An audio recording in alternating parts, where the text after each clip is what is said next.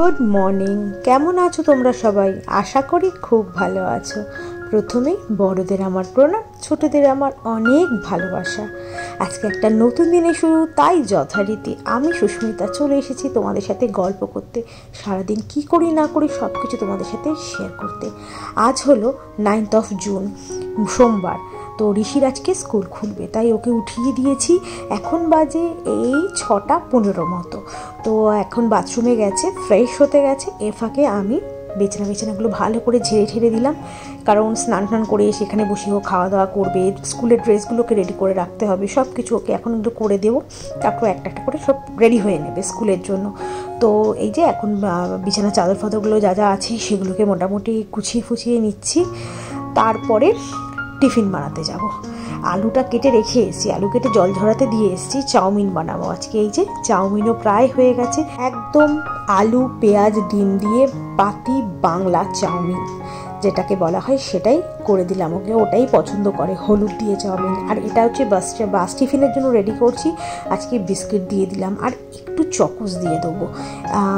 আর কিছু আনা হয়নি বাস টিফিনের জন্য, তাই বিস্কুট আর চকোসটা দিয়ে দিলাম। এটাতে একটুখানি তো খেয়ে নেবে, অসুবিধা নেই। এই যে টিফিনগুলো এখন সব রেডি করে দিলাম, রেডি করে দিয়ে তারপরে ওকে নিয়ে একদম স্কুলের উদ্দেশ্যে বেরিয়ে পড়বো। আর এবার খাবারটাও রেডি করে দেবো, যেটা খেয়ে যাবে। যেমন হচ্ছে দুধ আর চকোস খেয়েও স্কুলে যায়, সেটা তো তোমরা সবাই জানো। বেশিরভাগ দিনই এটা খেয়েই যায়, ভাত খেতে চায় না। ভাত কতবার বলেছি ভাত করে দিই, একটু ভাত সেদ্ধ ভাত করে দিই বা খিচুড়ি করে দিই, না সকালেও ভাত জাতীয় কোনো কিছু খেয়েই যাবে না। এই যে এখন স্কুলের উদ্দেশ্যে বেরিয়ে পড়লাম। তো এই যে বেরিয়ে গেছি।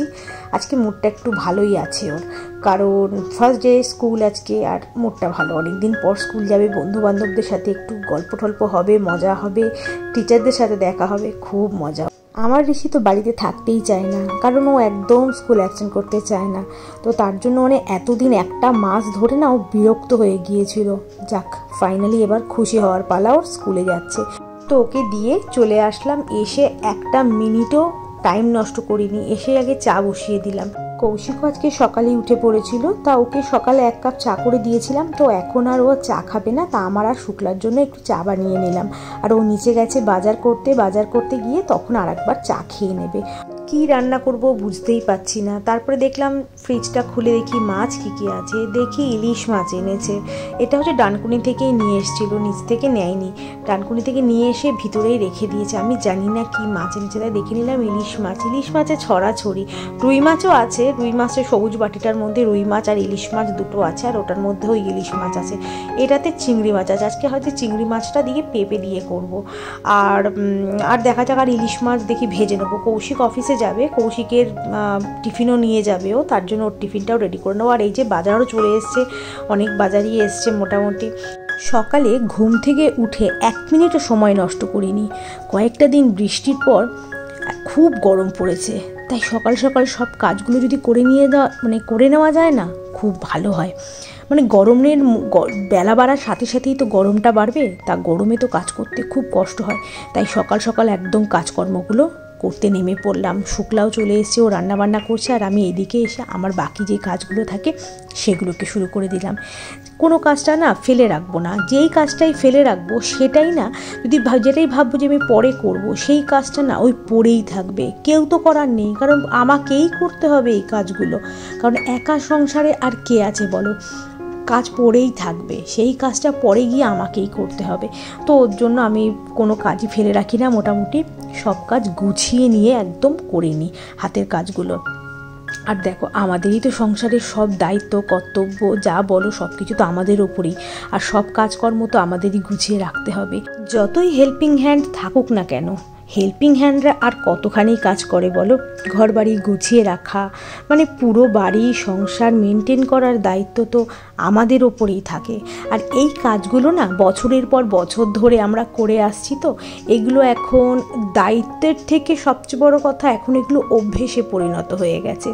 এগুলো করতেই হবে, কারণ এগুলো দৈনন্দিন কাজ, আমরা ছাড়া আর কেউ করার নেই। এগুলো তো আর ডেলি হেল্পারদের দিয়ে করা যায় না, এগুলো আমাদেরই করতে হয়। এই দেখো, কথা বলতে কত কিছু কাজ হয়ে গেল।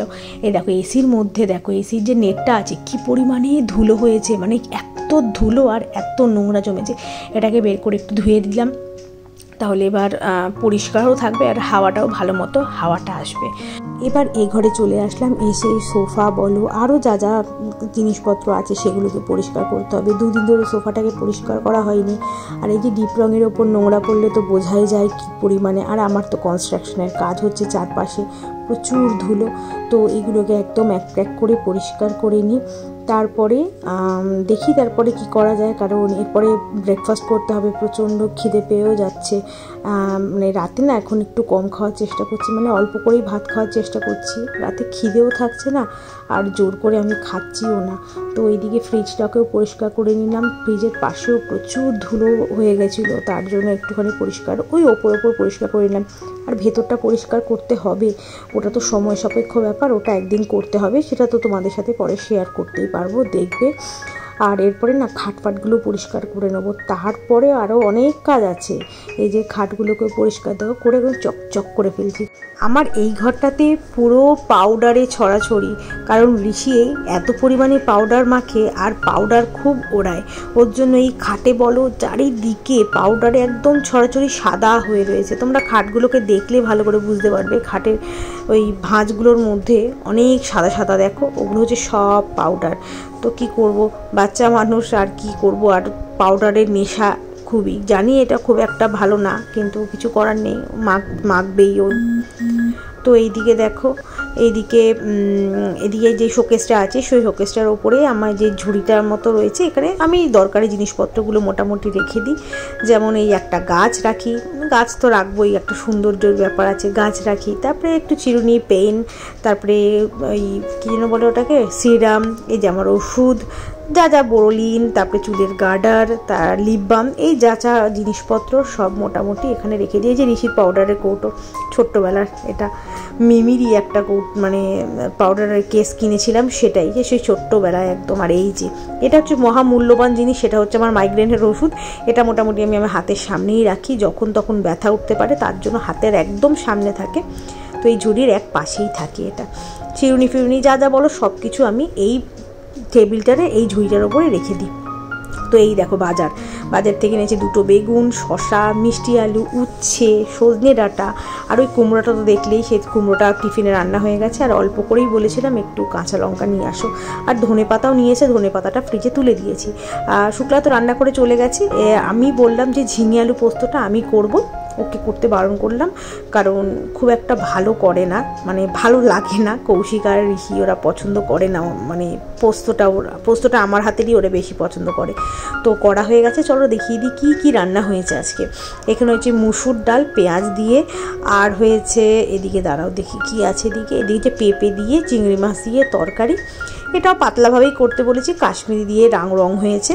আর এখানে হচ্ছে সেই ঝিঙে আলু পোস্ত, যেটা আমি তৈরি করেছি, মানে আমি রান্না করেছি, যেটা ওরা খুব পছন্দ করে। আর এখানে আলাদা করে একটু তুলে রাখলাম, এটা দুপুরবেলা আমি আর ঋষি খেয়ে নেবো। আর এখানে হচ্ছে যে ইলিশ মাছ 2টো রাখলাম, এই 2টো মাছ আমরা ভেজে নেবো, ঋষি স্কুল থেকে এসে খাইয়ে দেবো, আর আমি একটা খেয়ে নেবো। আর এখানে টিফিন বক্সগুলো রেখে দিলাম, কৌশিকে টিফিন ভরে দেবো। আর এখানে ভাত বসিয়ে দিয়েছি, কারণ ভাত সবই তো মোটামুটি রেডি করে দেবো, নিয়ে যাবে। তো এখানে দেখো তরকারিগুলো মোটামুটি রেডি এই যে করে দিলাম।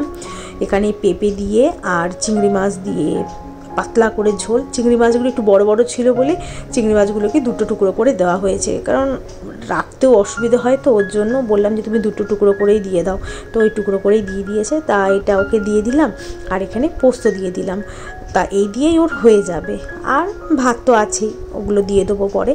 তো চলো এবারে ওর টিফিনটা মোটামুটি মানে রেডি করে দিই। মোটামুটি কতবার যে বলছি, টিফিনটা রেডি করে দিয়ে এইবার যে আমাদের ব্রেকফাস্টের বাসনপত্রগুলো যেগুলো হয়েছে সেগুলোকে এবার মাজতে হবে। দেখো রান্না করার বাসনও হয়েছে, কারণ এই যে কড়াইটা তো মেজে দিয়েই গেছে, সব কড়াই সব এগুলো, এই যেগুলো আমি রান্না করলাম মানে ঝিঙে আলু পোস্ত, তার জন্য যে সমস্ত ওই কড়াই বেরিয়েছে, চায়ের বাসন, এগুলো একটু মেজে ফেজে নিই।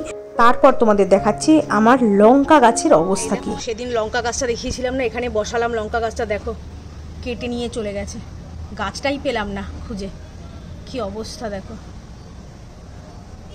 এভাবে করলে পারা যায়? আর এটাতে ফুল ফোটে নিয়ে আছে। এই যে নয়নতারা উঠেছে, নয়নতারা নিজে থেকেই উঠেছে। আর এখানেও তো নীলকণ্ঠ গাছটাও কেটে নিয়েছে, এই যে কেটে নিয়েছে মানে পাখি। জেট প্ল্যান্টকে কখনো আমি বাঁচাতে পারি না, কখনো বাঁচাতে পারি না, জানি না কী হবে এগুলোর। আর এটা আজকে ফুল দেয়নি, গাছগুলো বড় হয়ে গেছে বেশ। এখানেও নয়নতারা আছে, এখানে এই যে নিজে থেকে গাছ উঠেছে নয়নতারা। আর এখানেও আছে একটা নয়নতারা, এগুলোকে না কেটে কেটে দিচ্ছি, একটু বুশি করব। এগুলোকেও সব কেটে কেটে দিয়েছি, বুশি হবে। আর এই যে লাকি বাম্বুটা তো ছোট করে কেটে জলে রেখেছিলাম, এগুলো সবগুলো থেকে শিকড় বেরিয়ে গেছে, আবার বসিয়ে দিয়েছি গাছগুলো। আর এটা কেমন ঝিমিয়ে পড়েছে, বুঝতে পারছি না কি হবে এটার। আর এটাও তো কেটে কেটে বসিয়ে দিচ্ছি, এই যে কেটে আবার বসিয়ে দিয়েছি, আর একটা কেটে ওইদিকে বসিয়েছি, এদিকে গাছ উঠছে। এই যে এটা ওইদিকে পিছনে আছে, ওই দেখো পিছনে, ওই যে দেখলেই তো পায়রা কি সর্বনাশ করে দিয়েছে আমার লঙ্কা গাছটা। জানি না কিভাবে লঙ্কা গাছটা তো আমি পেলামই না লঙ্কা গাছটা। তো যাই হোক, আবার 2-3টে মতো বীজ বসিয়ে দিয়েছি, যদি হয় এবার অন্য জায়গায় আমি রাখার ব্যবস্থা করব, মানে বাইরের সিঁড়িতে দিয়ে দেবো, ওখানে পায়রা ঠায়রা আসে না, ওখানেই করে দেবো। আর তারপরে দেখো এইদিকে আমি এখন ডাইনিং টেবিলটাও একটু পরিষ্কার করে নিচ্ছি, কারণ এই ধুলো টুলো তো পড়ে, এগুলো মোটামুটি খাবার দাবারও তো রাখা হয়, তার জন্য। আর আরশোলা, ভীষণ আরশোলা, এই সমস্তর জন্যই এই ডাইনিং টেবিলটা পরিষ্কার করে নিলাম। আর এবার হচ্ছে পর্দাগুলোকে টেনে দিই, বাইরে তাকানো যাচ্ছে না, সাংঘাতিক রোদ উঠেছে, আর আজকে ভীষণ গরম। তো তার জন্য সব পর্দা টেনে ঘর বাড়ি একদম অন্ধকার করে দিচ্ছি, কারণ একটু ঠান্ডা যাতে হয়ে যায়। কারণ দেখো সব সময় তো আর এসি চালানো সম্ভব নয়, মানে দুপুরে শোয়ার সময় যা একটু এসি চালানো হয়, তো তার জন্যই। আর এদিকে বেসিনের এখানে যে গাছগুলো রয়েছে সেগুলোর জল বদলানোর টাইম হয়ে গেছে, তাই এগুলোর সব জল টলগুলোকে বদলে নিই। আর কারণ মশা ফশার ডিম ঠিমও তো পারে না, লার্ভা টার্ভাগুলো থাকে, ওর জন্য 2-3 দিন ছাড়াই না এগুলোকে মোটামুটি জলগুলোকে আমি চেঞ্জ করে নিই। তো এই কর্নারটা আমার খুবই পছন্দের একটা কর্নার, তাই একটু সবুজের ছোঁয়া রেখেছি এই কর্নারটার মধ্যে। কারণ এখানে তো মুখ ধোয়া হয় না, এটা আমার ঠাকুরের বাসন মাজারই বেসিন, তার জন্য এই জায়গাটা একটু সবুজটা রেখেছি, ভাল লাগে বেশ একটু। তো চলো, আজকে অনেক কাজ করে ফেলেছি, আর এখন প্রায় বাজে বেলা 11:30, 11:15 মতো হবে। তো এখন আজকে ব্লগটাকে আমি এইটুকুই রাখছি। যদি আমার এই ব্লগটার মধ্যে কিছু ভালো থাকে তো ছেড়ে যাওয়াকে লাইক, শেয়ার আর সাবস্ক্রাইব করে আমার পাশে থেকে আজকের মতো এইটুকুই, দেখা হবে অন্য একটা ব্লগের সাথে।